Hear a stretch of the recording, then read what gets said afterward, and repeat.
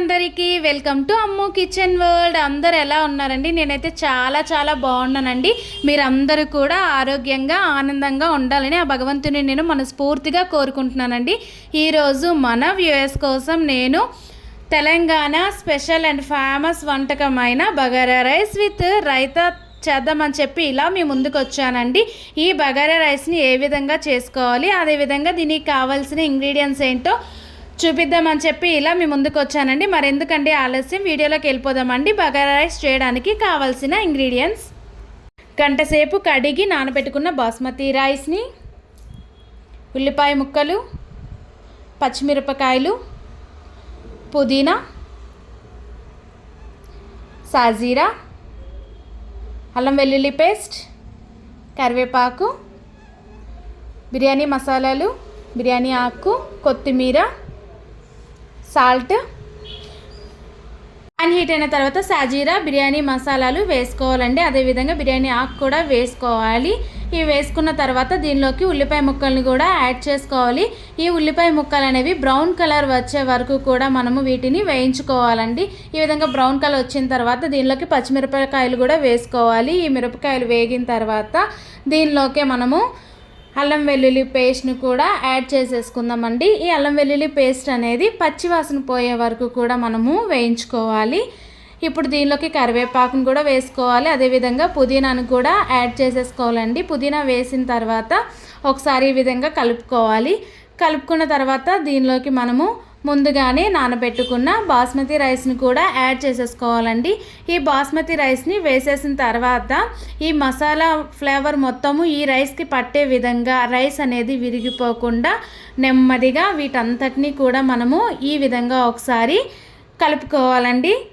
చూసారు కదా, ఈ విధంగా కలుపుకున్న తర్వాత దీనిలోకి సాల్ట్ని యాడ్ చేసుకోవాలి. సాల్ట్ని యాడ్ చేసుకున్న తర్వాత ఈ సాల్ట్ అనేది ఈ మసాలాకి రైస్కి కూడా పట్టే విధంగా ఇంకొకసారి ఇలాగా రైస్ని కలుపుకోవాలండి. నేను ఈ గ్లాస్తో పాటు 1 గ్లాస్ రైస్ని తీసుకున్నాను కనుక 1.5 గ్లాస్ వాటర్ అనేది యాడ్ చేస్తానండి. నార్మల్ రైస్కి అయితే 1 గ్లాస్కి 2 గ్లాసులు వాటర్ వేసుకోవాలి, కానీ దీనికి 1.5 సరిపోతుంది. ఈ విధంగా వాటర్ని యాడ్ చేసిన తర్వాత మనము ఈ మసాలాలు ఈ వాటర్ని మొత్తం రైస్ని కలిసే విధంగా ఒకసారి వీటంతటిని కూడా ఇలా కలుపుకోవాలండి. చూసారు కదా, ఈ విధంగా కలుపుకున్న తర్వాత ఈ ఒక 5 మినిట్స్ చూసిన తర్వాత ఈ విధంగా ఉడుకుతుందండి. ఇలా ఉడికేటప్పుడు ఇంకొకసారి ఈ రైస్ని నెమ్మదిగా ఇలా కలుపుకోవాలండి. కలుపుకున్న తర్వాత దీనిలోకి మనం ఏం చేయాలంటే, ఇప్పుడు చూసారు కదా, ఈ విధంగా ఉడుకుతున్నప్పుడు గ్యాస్ సిమ్లో పెట్టుకొని మూత పెట్టుకొని ఉడికించుకోవాలండి. ఒక 10 నిమిషాల తర్వాత చూసినట్లయితే రైస్ అనేది ఈ విధంగా ఉడికిపోతుందండి. ఇప్పుడు దీనిలోకి మనము చివర్లో కొత్తిమీరను కూడా యాడ్ చేసుకోవాలండి. కొత్తిమీర వేసేసుకున్న తర్వాత అంతేనండి, రైస్ అనేది రెడీ అయిపోతుంది. చివర్లో లుక్ అనేది ఈ విధంగా ఉంటుందండి. మూత పెట్టి 10 నిమిషాలు పక్కన పెట్టుకోవాలి. దీనిలోకి మనం ఇప్పుడు రైతాని కూడా రెడీ చేసుకుందామండి. రైతాని ఈ విధంగా చేసుకోవాలో చెప్తాను. ముందుగా పెరుగును తీసుకోవాలి. పెరుగును తీసుకొని దానిలోకి ఉల్లిపాయ ముక్కలు, పచ్చిమిరపకాయలు, కరివేపాకును కూడా యాడ్ చేసుకోవాలి. తర్వాత టమాటా ముక్కలు వేసుకోవాలి. దాని తర్వాత క్యారెట్ ముక్కలు వేసుకోవాలి. తర్వాత కొత్తిమీర కూడా వేసుకొని టేస్ట్కి సరిపడినంత సాల్ట్ని కూడా యాడ్ చేసుకోవాలి. వీటంతటినీ కూడా ఒకసారి కలుపుకోవాలండి. అంతేనండి, రైతా కూడా మనము చాలా సింపుల్గా రెడీ చేసుకోవచ్చండి. రైతా కూడా రెడీ అయిపోయింది. అంతేనండి, ఇప్పుడు వేడి బగారా రైస్ని ప్లేట్లోకి సర్వ్ చేసుకోవాలి. చూసారు కదా ఫ్రెండ్స్, రైస్ అనేది ఇప్పుడు రెడీ అయిపోయింది. రైతా కూడా రెడీ అయిపోయింది.